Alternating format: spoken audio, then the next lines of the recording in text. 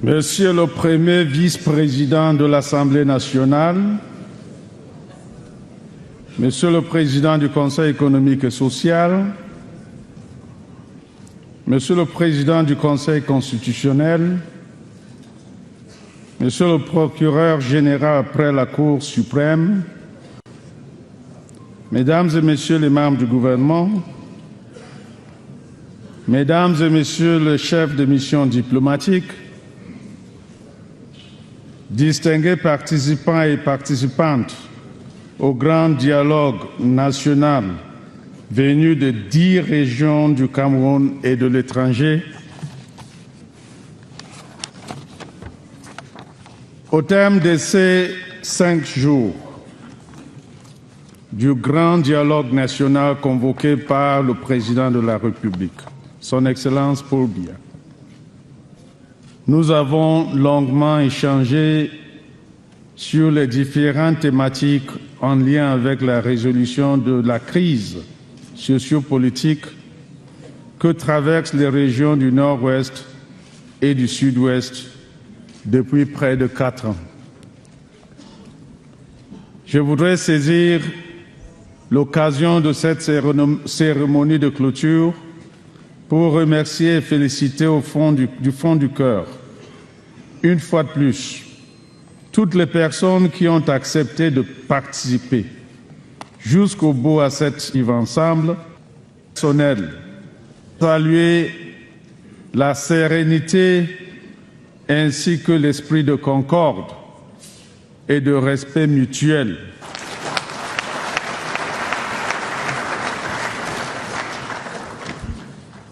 Ils traduisent à l'évidence la maturité et le patriotisme indéniable de tous les participants, mais aussi de l'ensemble des Camerounais qui ont suivi avec un réel intérêt nos travaux par différents canaux d'information.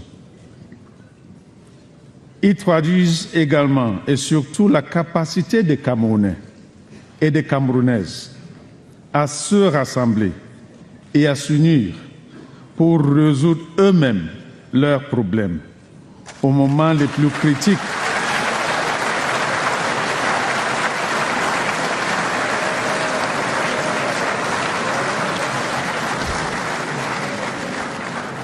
Au moment les plus critiques de la vie de notre pays.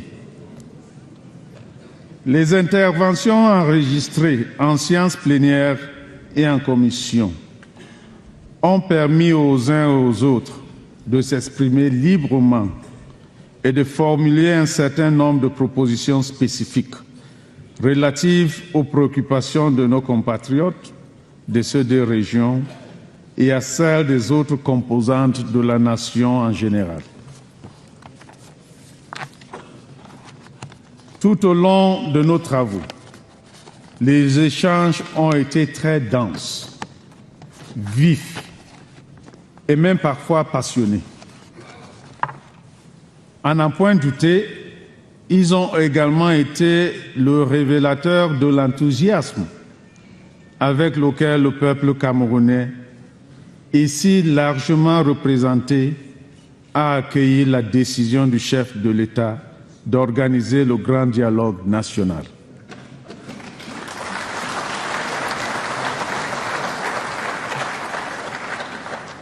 La vitalité de ces échanges traduit aussi le sens élevé de la mesure de la responsabilité historique dont chaque participant s'est senti investi dans la recherche des solutions élaborées aux défis actuels qui nous interpellent.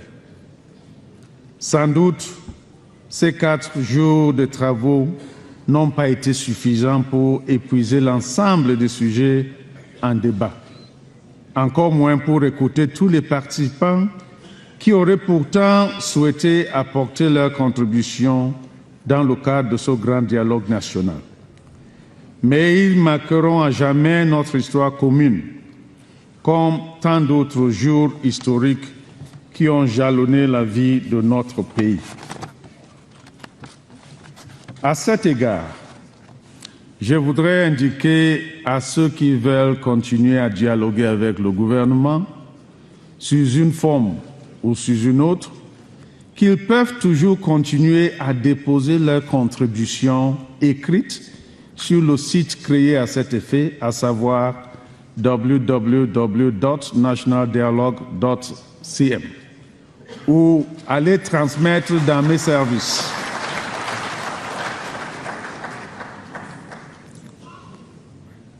Je signale que depuis la convocation du Grand Dialogue national le 10 septembre dernier et jusqu'à ce jour, plus d'1 millier de contributions écrites ont été déjà enregistrées et traitées. Cette dynamique devrait pouvoir se poursuivre au-delà des présentes assises, afin que certains des aspects des thématiques qui n'ont pas été approfondis au cours de nos travaux soient examinés de manière appropriée. À ce stade, je voudrais me permettre de féliciter toutes les équipes qui ont travaillé avec ardeur et abnégation dans les délais courts à la préparation et à l'organisation de cette importante rencontre.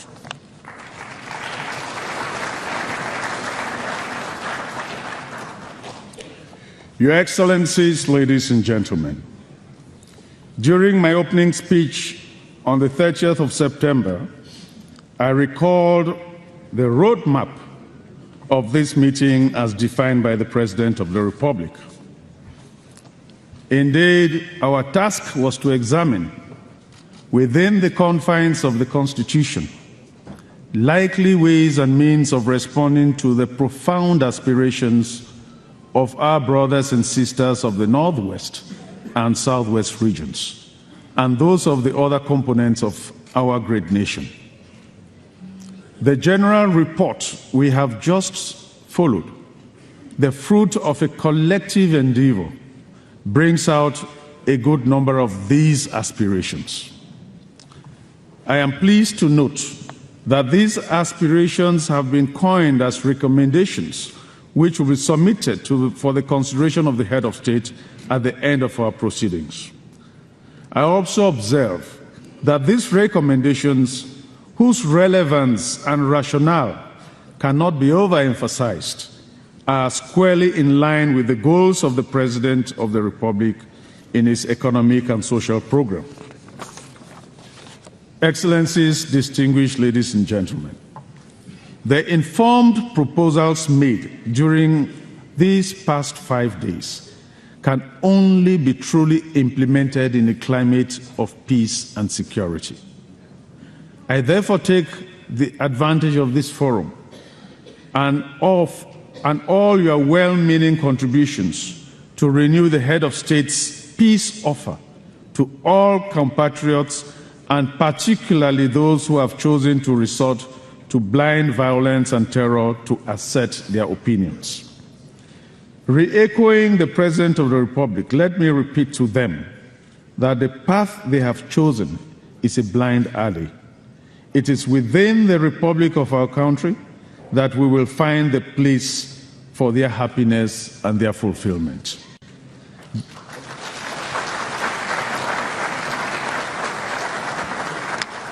Therefore, I call on them to lay down their arms, to leave the bushes in which they have been living for nearly 4 years, and to join the disarmament and demobilization centers for their re-socialization and reintegration in civil life.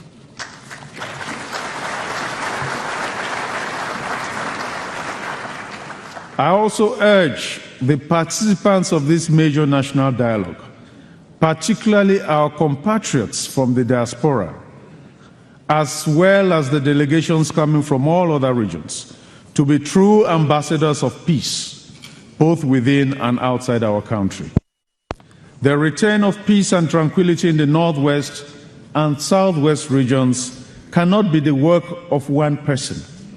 The return of peace and tranquility in these two regions cannot rest exclusively with the head of state, the government, or a few socio-political organizations.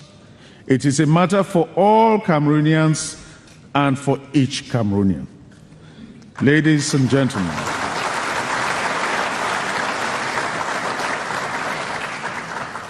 the return of peace and tranquility in the Northwest and Southwest regions is the prerequisite par excellence for our common development and our path towards the emergence to which every country legitimately aspires for the welfare of its population. Therefore, we should all work together and support initiatives championed by the President of the Republic to achieve a threefold objective after this major national dialogue.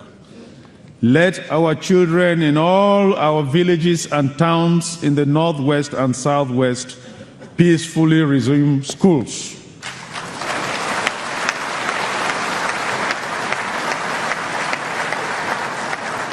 Let all business activities in these two regions resume as soon as possible.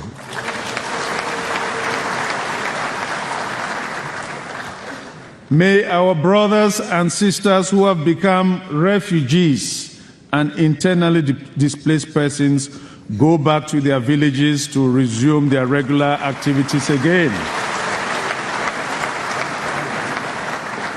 Such, I believe, is our common wish. Such is our common mission. Excellencies, distinguished ladies and gentlemen, as our proceedings draw to a close, it is my bounden duty to faithfully report to the President of the Republic their conclusions and their contents we've arrived at today. I appeal to you to have faith in the Republic and in its leader, that your words will be translated, I urge, which has put us asunder these past few years. I know I can count on each and every one of you. I now declare closed the proceedings of the major national dialogue.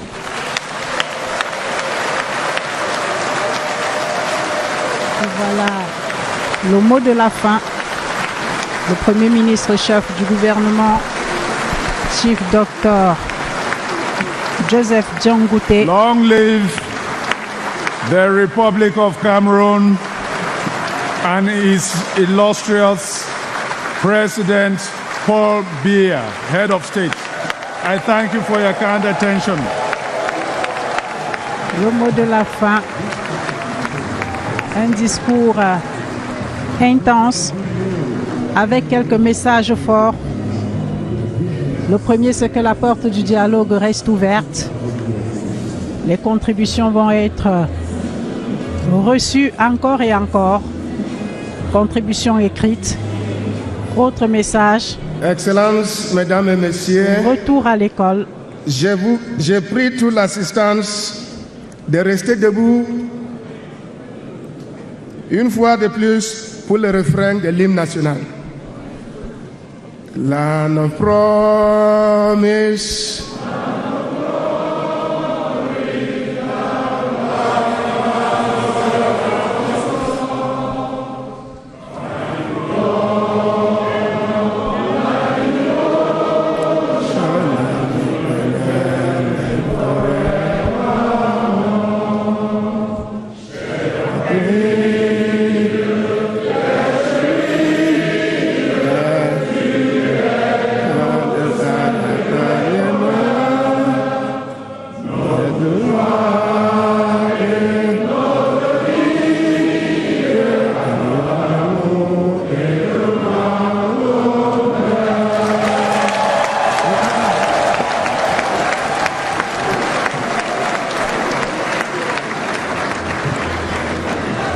Le refrain de l'hymne de la République du Cameroun, célébré ici à la fin de ce grand dialogue national. Le Premier ministre, chef du gouvernement, président de ce grand dialogue national qui définit les conditions d'implémentation des préconisations faites ici par les près de 600 délégués réunis au Palais des Congrès de Yaoundé en commission, près de 2000 personnes au total pour ce travail de fourmi. Ces conditions, disait-il, sont un climat de paix, un climat d'apaisement. Il faudra donc que de part et d'autre, tous contribuent à mettre en place ce climat de paix, que ceux qui ont pris les armes les déposent, que ceux qui empêchent nos enfants d'aller à l'école reviennent à de meilleurs sentiments. Tout ce qui a été dit ici ce soir, Djotche Bonkeng, ne pourra être apprécié et appréciable que si ces conditions sont remplies. For 5 days, Cameroonians have worked. For 5 days, they have taught. For 5 days, they have come to a conclusion. And the Prime Minister in his closing remarks said, it is the responsibility of each and all to help the two regions come back to normalcy and for life to regain its normal course so that children can go back to school. We have seen many of the former combatants come here to say, we are sorry. It is in that spirit of reconciliation that we are ending the broadcast here. People have said in books and in writing, the letters being what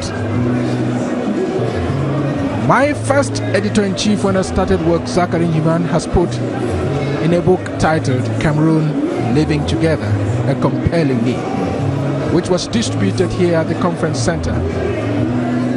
And CRTVA has been at the forefront with its Director General Charles Ndongo directing the operations here, broadcasting on what we call CRTV, CRTV News, on our radio network service, the best in the country, because it covers all the regions with its regional stations. We're all hooked up to the conference center. Not only that, we were live on Facebook, live on YouTube. We're streaming the activities here this morning on Facebook and on YouTube. CRTV Web was even broadcasting on Periscope and on Twitter, all to give Cameroonians at home and abroad the opportunity of living live this turning point in the history of the Republic. We have had the Rapporteur General deliver the key resolutions of this national dialogue. And like the Prime Minister himself said, the dialogue will continue. He gave the address, online address of anybody who wants to continue the dialogue process and to contribute to the building of the Republic, to continue to send their contributions, and they will be attended to. It has all ended at the Yaoundé Conference Center on a very positive note.